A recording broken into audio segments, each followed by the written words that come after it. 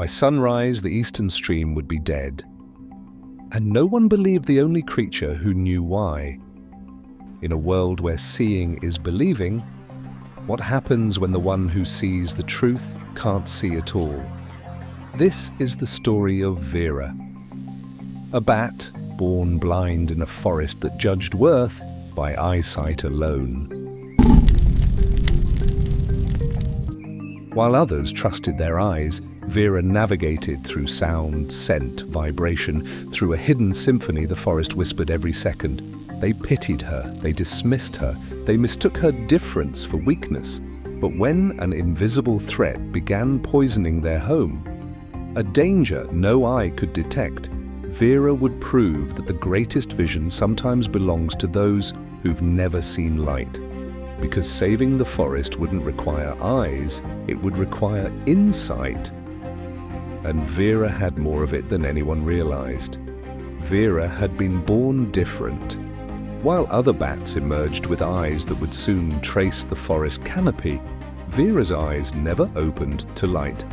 A genetic twist, before birth, left her in permanent darkness. At first, the darkness frightened her. But over time, Vera learned something important. Darkness was not the same as blindness. Each evening, as the sun sank and the forest awakened, Vera left her roost in the ancient oak and released her first echolocation calls. The world returned to her in sound. She could feel the texture of bark from 50 feet away, distinguish hollow branches from solid ones, sense the flutter of a moth's wings in flight. Each echo built a three-dimensional map, not a picture, but an understanding. She smelled pollen and knew which flowers still held nectar. She heard beetles beneath leaves, water flowing through underground veins, and wind patterns that warned of approaching storms. Vera didn't just live in the forest, she understood it. But understanding, she would soon learn, didn't always earn respect.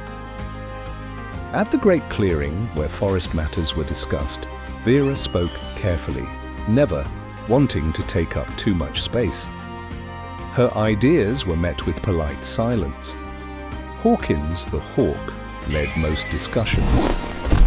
His eyesight was legendary, a scout who could see danger from miles away. When Vera once suggested a safer route to the river during a drought, based on underground springs she could hear, Hawkins laughed softly, not cruelly, just dismissively. Others followed. The deer nodded politely, then turned away. The squirrels moved aside when she flew near, helpful but distant. Even Mara, the elder bat who loved her, sometimes spoke about Vera instead of to her. Vera noticed everything. She heard it in the pauses before answers, smelled discomfort in the air, felt bodies subtly angled away from her. She existed on the edges of the forest community, useful, perhaps, but never trusted, and slowly, quietly, that began to weigh on her. 3 weeks before the crisis became visible, Vera sensed something wrong near the eastern stream. The water tasted bitter, not enough to alarm others, but enough for her. She followed the sound of flowing water upstream. The farther she went, the stronger it became, a chemical note that didn't belong. The insects sounded wrong, their flight patterns sluggish, the moths fewer and tainted. Even the trees told a story. Roots vibrated with weakness. Fungal colonies she used as navigation markers were dying in patches. The poison was spreading through water, soil, and silence, invisible to eyes, impossible to ignore to someone who listened. At the next gathering, Vera spoke. She explained the contamination, the water, the insects, the underground damage. Hawkins listened patiently, then replied. He had flown over the area yesterday. The water looked clear, the trees looked healthy. Others agreed. They drank from the stream, they foraged nearby. Nothing looked wrong. Vera tried to explain. This wasn't something you could see. but in a forest that trusted eyes above all else, her words fell flat. As the gathering dispersed, Vera heard Mara whisper gently to another elder. Perhaps her blindness makes her imagine dangers. Vera flew home alone, ignored, but certain. And if no one listened, the forest would pay the price. Vera couldn't let it go. Night after night, she followed the poison's trail, mapping the forest's hidden arteries, underground streams, root networks, fungal highways. The contamination led her beyond familiar territory to something unnatural, something massive, something forgotten. An abandoned mining facility. Beneath it, corroding barrels leaked chemicals into the aquifer.